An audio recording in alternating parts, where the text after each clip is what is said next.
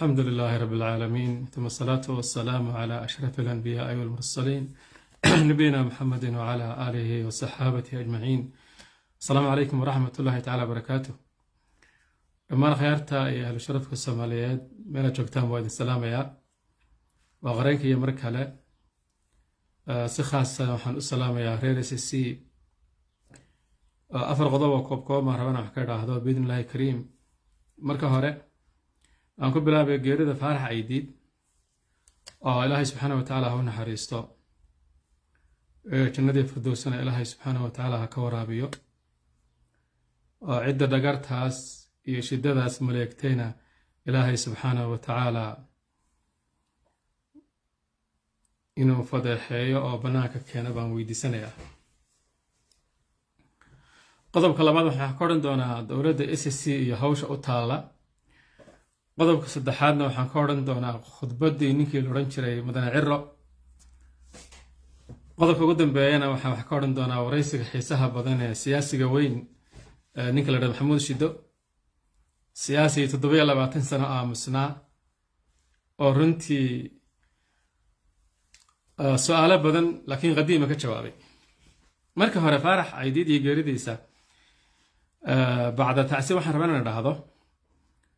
شخصيا وحفكر كما هيستو فارح عندنا يراه او markiisii hore reer laas canood ahaa sida xoguhu tabaxayaan baa lagu sheegay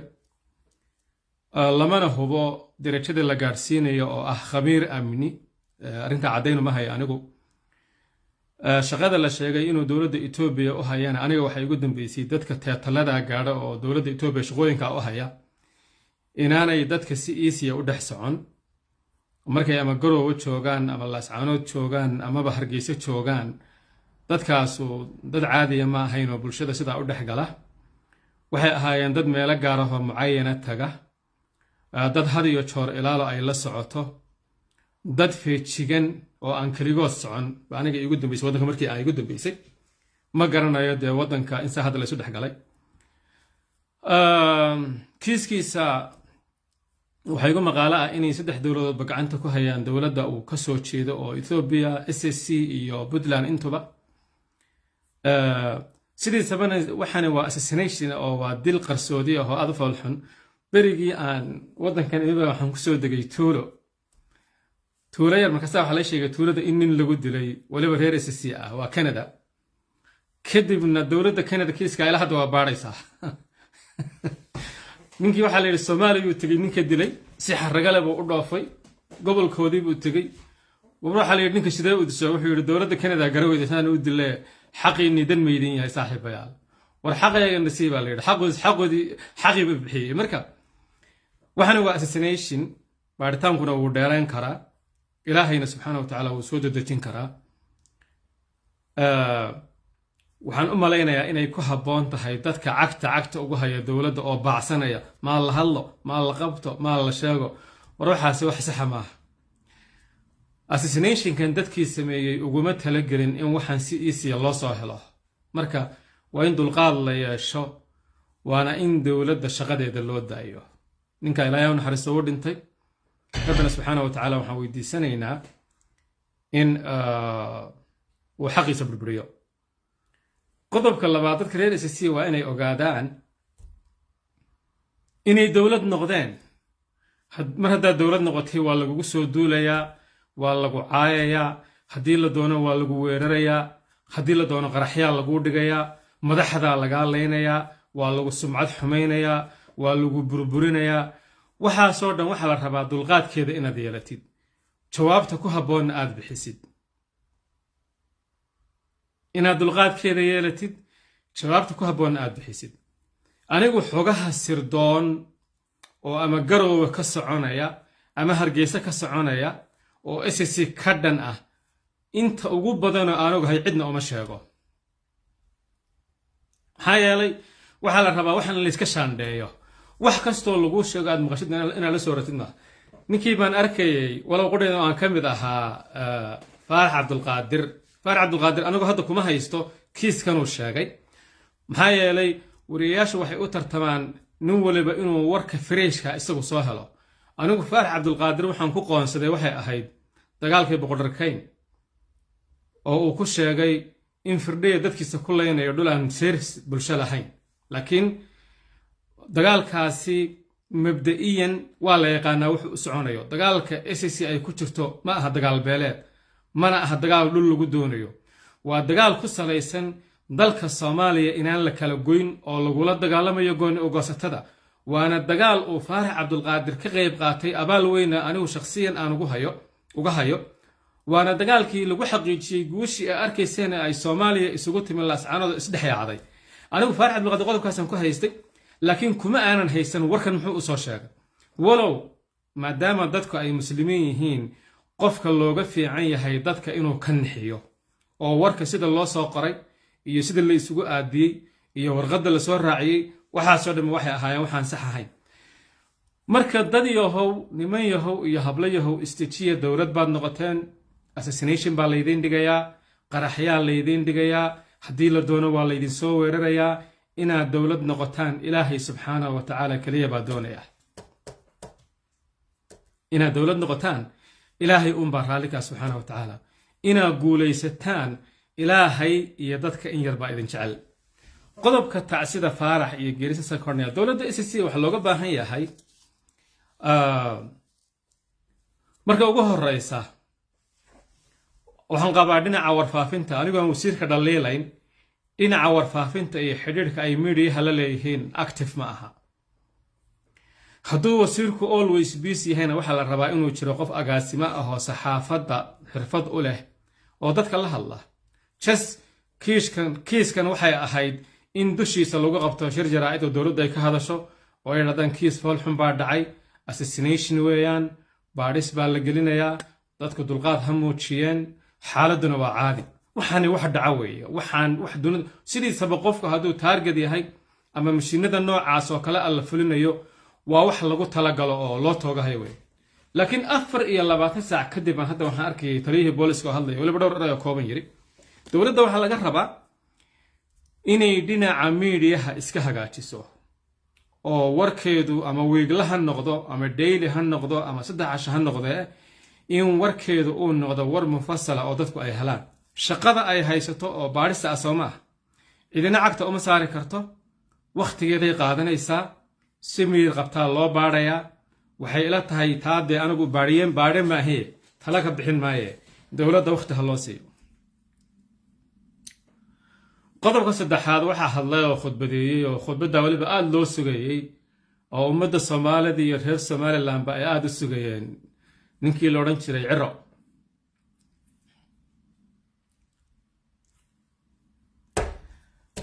Ciro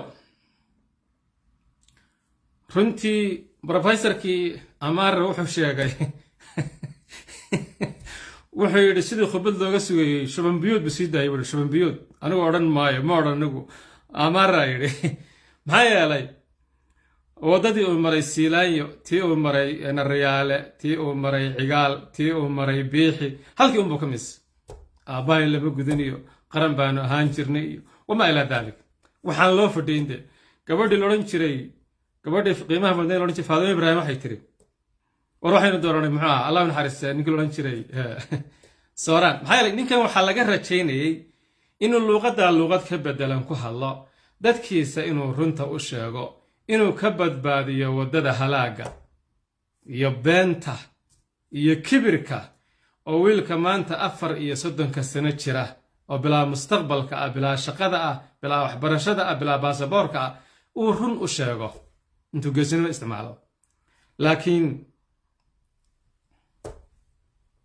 gabay baa waxa ku jirtay halkii aan hanaan gobonimo hadiyadeegayay haf miyaad la tira xayr sida ahaan ku dhaynays inuu wadadii Muuse Biixi raaco anigu horaan idin sheegay kullama buniya alfasid fa huwa alfasid wax kasta oo been lagu bineeyo oo lagu dhisaa been weeye been baa ku dhaartay maxaa yeelay dastuurka ninkan lagu dhaariyay baa been ah calanka been ah xuduudaha been ah mabaadida qoran baa been ah waxa uu ku dhaartay baa been ah Ciro waxa soo kordhin waa arkay doonaa wadada uu doortay inuu ku dhinto qodobka ciran intaasaan ka odhanaya waxaan soo gudbayaa ninka la yidhaahdo ugu dambeeya maxamuud caydiid waraysiga uu bixiyay ninka la yidhaahdo ii sheeg maxamuud shido maxamuud shido runtii nin waayeel ah oo wax badan og oo raggii bayska oo ahaa siyaasadda garoowe hadday noqoto mid federaal lagula macaamilo hadday noqoto mid somalilan lagula macaamilo iyo goonigoosatada hadday noqoto mid cid kale lagula macaamilo wuxuu ahaa mulkiilayaasha bayska oo ah siyaasaddaas 27 sano saxaafadda lama aanu hadlin wuxuu ka mid ahaa raggii cabdiweli caligaas kula dagaalamay laajal maxaad xidhiidh ula yeelan weyday goonigoosatada hadduu siyaasadda soomaaliya iyo masaalixda waaweyn dana ka leeyahay deni ninkii dhisay buu ahaa 5 sano oo uu hore uu deni shaqaynayay wuxuu ahaa raggii geedfadhiga u ahaa oo wixii uu deni samaynayay baraalida ka ahaa inuu qiro kaalinta maanta ACC ay ku jirto ama ay hore uga soo qaadatay waa uga mahad celinayaa laakiin anigu ma soo dhoweynayo anigu ninka aan dhiso oo gardaadiyo oo dadka anigu aan baro oo anigu aan masraxa siyaasadda soo saaro ma soo dhoweynayo markuu aniga i xumeeyo inaan caayo very good example waxa idina maxamuud shido waxaa sadogo ahaa cabdiraxmaan dhoobadaareed gabadhu dhalay buu qabay waa la weeraray wixii la ogaabaa ka dhacay garoowe ayuu joogay kelmad kama odhan maantuu ka hadlayaa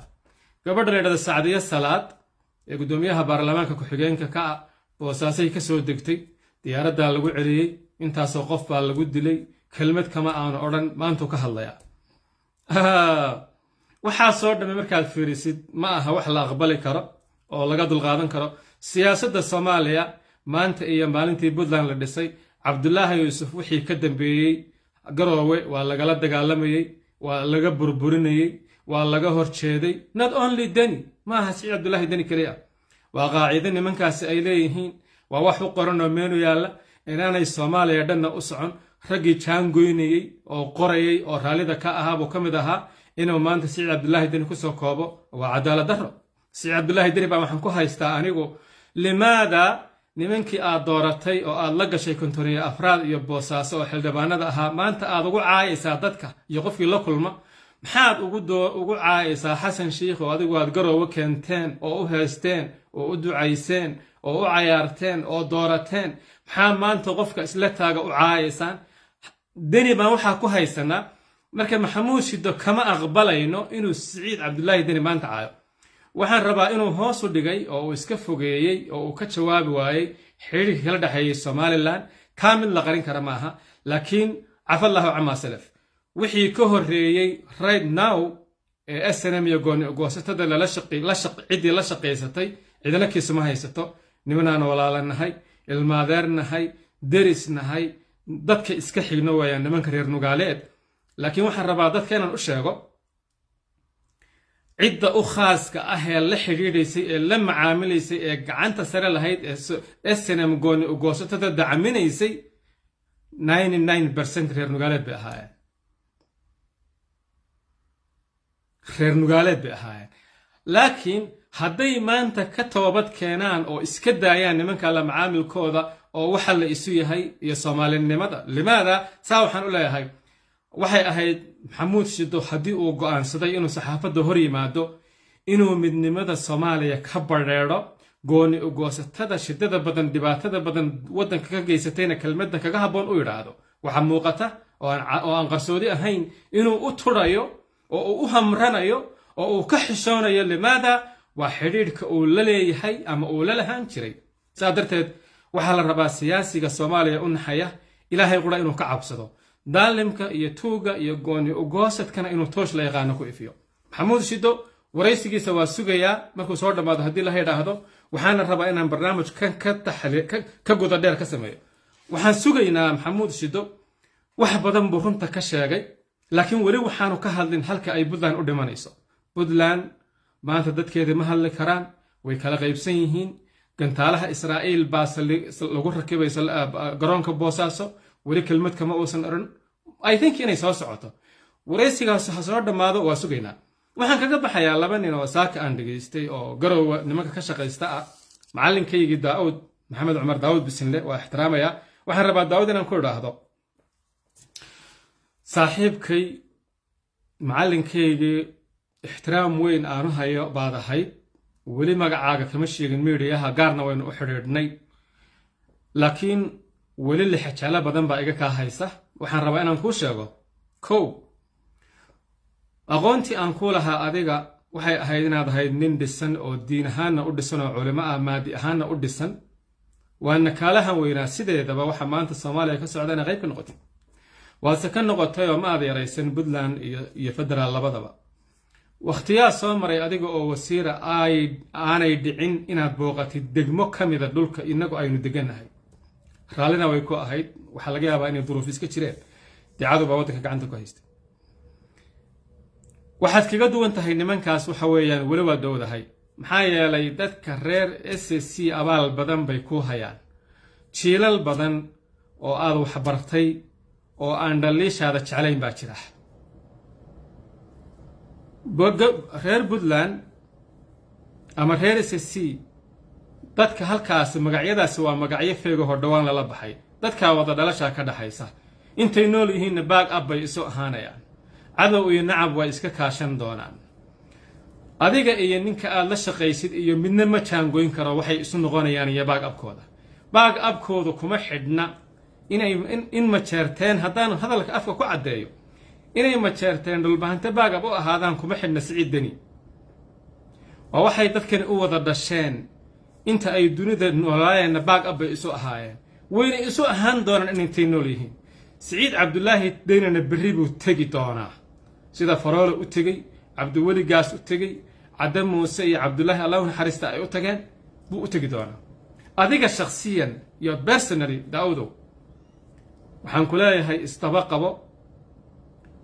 وحنا ما أنت حلكاس رأي هي إنا بدباد ست شرفت هذا يا مقعاقة نينك الله يرى هذا إنا عيديد ونكاس ده هدول إدل قبضة تلي يدك هلا قبضه ninkaasi nimanka reer nugaaleed oo siyaasiyiinta ama xamar ha joogeen ama garow ha joogaan wuxuu ku hayaa qadaf joogta ah nimankaasi caasimadoodii bay joogaan dawladoodii bay la xisaabtamayaan khaladkoodii bay saxanayaan waxa uu ninkani ka hadlayaa siyaasad maaha ninkani wuxuu ka hadlayaa waa aflagaada toosa waana waxaan la aqbali karin tolkuna de ilaa xadkaana isku socdaan maaha ninkaas waa in ummadda laga qabtaa intaas aan odhanay khiyaaray waa inoo insha Allah taala marka ay soo dhamaato waraysiga silsilada ah ee siyaasiga weyn ee 27 sano aamusnaa maxamuud shido gooliyo gobonimo salaam alaykum